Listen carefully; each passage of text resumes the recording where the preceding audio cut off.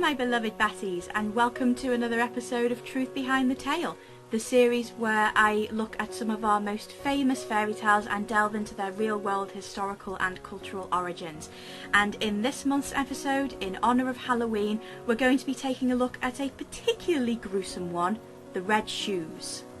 This is something of a lesser known tale compared to others, but it's one that personally stuck with me in childhood simply because of its cruelty. It was written by Hans Christian Andersen, who also created the likes of The Little Mermaid and Thumbelina, and it first appeared in his New Fairy Tales first volume third collection in 1845. It tells the story of a very vain and spoilt girl called Karen, who makes her adoptive mother buy her a pair of red shoes, and she loves them so much and becomes so prideful of them that she even wears them to church, which is considered very improper. She even wears them to a ball and goes dancing while her adoptive mother lies in bed, gravely ill, and all of a sudden the shoes refuse to come off her feet. She's forced to carry on dancing endlessly through all weathers, night and day, and even through sharp brambles that cut her.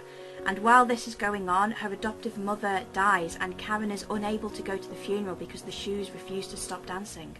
She then meets an angel bearing a sword who tells her that she is cursed to dance even after she has died, as a warning to all vain children everywhere.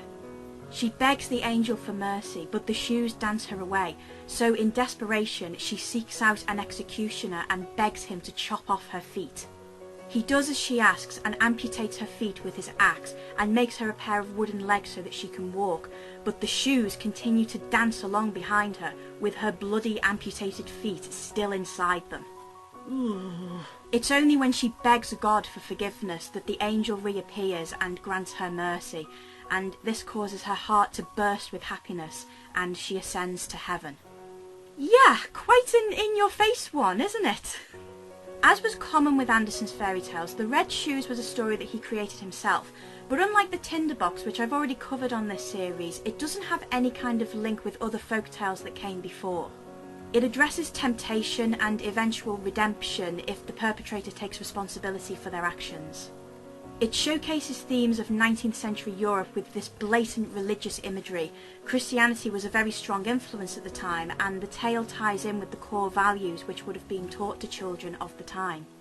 But that's not where the Red Shoes draws the line. The inspiration for the tale actually came from Hans Andersen's own life. The character of Karen was named after Karen Marie Andersen, his half-sister, whom he hated.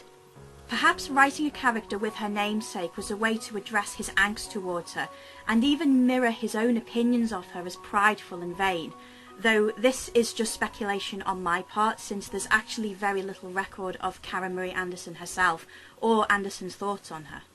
He did, however, confirm that the origins of the story had its roots in an event which happened during his childhood. His father worked as a shoemaker, and one day he was approached by a rich lady who commissioned him to make a pair of dancing slippers for her daughter, and she sent him a piece of red silk for the shoes.